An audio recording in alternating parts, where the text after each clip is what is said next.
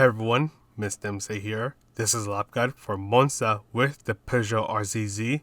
Let's get this started.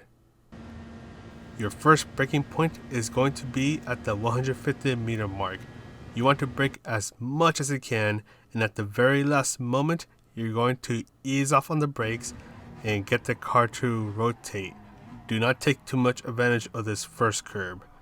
You'll accelerate for a short moment, then apply a dab of braking, get the car to rotate, and slowly start to accelerate.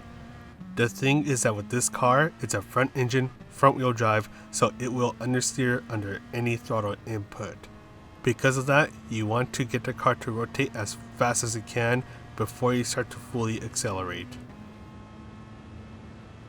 Look for the end of the fence that is on the right, as that will be your braking point. Brake as much as you can in a straight line, then slowly ease off on the brakes as you go through the curbs.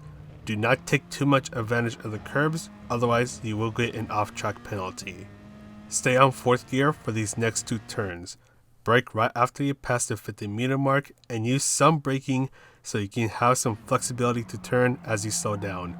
Be very patient when you accelerate your way out. Then brake right before you pass the 50 meter mark, and you'll brake hard for just a moment, then slowly ease off on the brakes. Once again, just stay on 4th gear and slowly start to accelerate.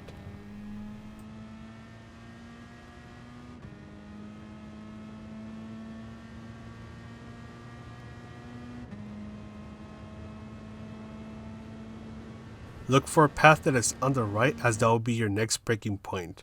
Take advantage of the apex that is coming up, and as you make your right turn, you want to use some throttle control, and when your car is pointing towards the apex of this turn right here, that is when you can start to fully accelerate.